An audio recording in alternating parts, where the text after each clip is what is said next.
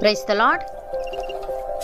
ఈరోజు దేవుని వాగ్దానము, నేనెవరిని పంపుదునో వాణ్ణి చేర్చుకొనివాడు నన్ను చేర్చుకొనివాడగును, నన్ను చేర్చుకొనివాడు నన్ను పంపిన వానిని చేర్చుకొనివాడగునని మీతో నిశ్చయముగా చెప్పుచున్నానని వారితో అనెను. యోహాను సువార్త 13వ అధ్యాయము 20వ వచనము. సహోదరి సహోదరులారా, యేసయ్య తన శిష్యులతో ఈ మాట పలుకుతున్నాడు.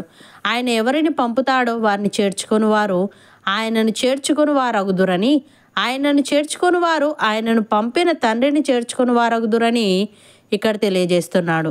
ప్రియులారా, ఇది యేసు మరియు ఆయన శిష్యుల అధికారాన్ని, అలాగే దేవుడు మరియు ఆయన దైవిక అధికారాన్ని అంగీకరించడాన్ని సూచిస్తుంది. తండ్రి కుమారుడు ఏకమై ఉన్నారు. తండ్రి మన పాపాల కోసం చనిపోయేందుకు తన ప్రియ కుమారుని లోకానికి పంపాడు. ఈ సత్యాన్ని ప్రకటించేందుకు తన సేవకులను నలుమూలలకు పంపాడు. ఇప్పుడు ఆయన సేవకులు చెప్పే మాటలు విని దేవునితో సమాధాన పడవలసిన బాధ్యత ప్రతి ఒక్కరిపైన ఉంది. కాబట్టి తండ్రి క్రీస్తు ద్వారా చేసిన ఈ రక్షణ ప్రణాళికలో ప్రతి ఒక్కరూ భాగమవ్వాలి. అనగా పశ్చాత్తాపడి యేసుక్రీస్తును గూర్చిన సువార్తను నమ్మి ఆయన బాటలో నడవాలి. యేసయ్య ఈ విధంగా అంటున్నాడు, నా యందు విశ్వాసం ఉంచువాడు నా యందు కాదు, నన్ను పంపిన వాని యందే విశ్వాసం ఉంచుచున్నాడు. నన్ను చూచువాడు నన్ను పంపిన వానినే చూచుచున్నాడు. నా యందు విశ్వాసం ఉంచు ప్రతివాడు చీకటిలో నిలిచి ఉండకుండానట్లు నేను ఈ లోకమునకు వెలుగుగా వచ్చి ఉన్నాను. ఎవడైనను నా మాటలు వినియు వాటిని గైకొనకుండిన ఎడల నేను అతనికి తీర్పు తీర్చెను. నేను లోకమునకు తీర్పు తీర్చుటకు రాలేదు గాని లోకమును రక్షించుటకే వచ్చి తిని. నన్ను నిరాకరించి నా మాటలను అంగీకరింపని వానికి తీర్పు తీర్చువాడొకడు కలడు. నేను చెప్పిన మాటయే అంత్యదినమందు వానికి తీర్పు తీర్చును. ఏలే అనగా నా అంతట నేనే మాట్లాడలేదు. నేను ఏమనవలెనో ఏమి మాట్లాడవలెనో దానిని గూర్చి నన్ను పంపిన తండ్రియే నాకు ఆజ్ఞ ఇచ్చి ఉన్నాడు.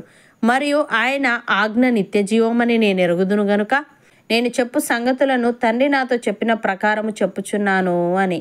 ప్రియులారా, మీరు ప్రభువైన క్రీస్తు యేసును అంగీకరించిన విధముగా ఆయన యందు వేరుపారిన వారి ఇంటి వలె కట్టబడుచు, మీరు నేర్చుకొనిన ప్రకారముగా విశ్వాసమందు స్థిరపరచబడుచు, కృతజ్ఞతాస్థుతులు చెల్లించుటయందు విస్తరించుచు ఆయన యందుండి నడుచుకొనుడి. ఆయనను అనుసరింపక మనుష్యుల పారంపర్యాచారమును అనగా ఈ లోక సంబంధమైన మూలపాఠములను అనుసరించి మోసకరమైన నిరర్ధక తత్వజ్ఞానము చేత మిమ్మును చెరపట్టుకొని పోవువాడెవడైనా ఉండునేమో అని జాగ్రత్తగా ఉండుడి. ఏలే అనగా దేవత్వము యొక్క సర్వపరిపూర్ణత శరీరముగా క్రీస్తునందు నివసించుచున్నది. మరియు ఆయన యందు మీరును సంపూర్ణులై ఉన్నారు. ఆయన సమస్త ప్రధానులకును అధికారులకును శిరస్సై ఉన్నాడు. అపోస్తలుడైన పౌలు గలతీలకు వ్రాస్తే ఈ విధంగా అంటున్నాడు, ఆ కాలమందైతే మీరు దేవుణ్ణి ఎరగని వారై నిజమునకు దేవుళ్ళు కాని వారికి దాసులై ఉంటారు. కానీ సహోదరులారా, నేను మీ వంటి వాడనైతిని గనుక మీరును నా వంటి వారు కావాలనని మిమ్మును వేడుకొనుచున్నాను. మీరు నాకు అన్యాయము చేయలేదు. మొదటిసారి శరీర దౌర్బల్యము కలిగినను నేను సువార్త మీకు ప్రకటించి తినని మీరు ఎరుగుదురు.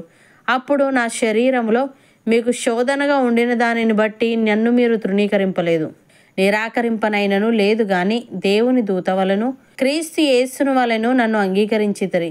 మీరు చెప్పుకొనిన ధన్యత ఏమైనది? శక్యమైతే మీ కన్నులు ఊడబీకి నాకు ఇచ్చివేసి ఉందురని మీ పక్షమున సాక్ష్యము పలుకుచున్నాను. నేను మీతో నిజమాడినందున మీకు శత్రువునైతినా? వారు మీ మేలు కోరి మిమ్మును ఆసక్తితో వెంటాడువారు కారు. మీరే తమను వెంటాడవలనని మిమ్మును బయటికి త్రోసివేయగోరుచున్నారు. నేను మీ యొద్ద ఉన్నప్పుడు మాత్రమే గాక ఎల్లప్పుడూ మంచి విషయములో ఆసక్తిగా నుండుట యుక్తమే అని. సహోదరి సహోదరులారా, మీలో ప్రతివాడును దేవుని ఎరుగని అన్యజనుల వలె కామాభిలాషయందు కాక పరిశుద్ధత యందును ఘనత యందును తన ఘటమును ఎట్లు కాపాడుకొనవలెనో అది ఎరిగి ఉండుటే దేవుని చిత్తము. ఈ విషయమందెవడును అతిక్రమించి తన సహోదరునికి మోసము చేయకుండవలెను. ఎందుకనగా మేము పూర్వము మీతో చెప్పి సాక్ష్యమిచ్చిన ప్రకారము ప్రభువు వీటన్నిటి విషయమై ప్రతిదండన చేయువాడు. పరిశుద్ధులగుటకే దేవుడు మనలను పిలిచెను గాని అపవిత్రులుగా ఉండుటకు పిలువలేదు. కాబట్టి ఉపేక్షించువాడు మనుష్యుని ఉపేక్షింపడు గాని మీకు తన పరిశుద్ధాత్మను అనుగ్రహించిన దేవునినే ఉపేక్షించుచున్నాడు. అవును అన్నవారు నాతో పాటు ప్రార్థనలో ఏకీభవించండి.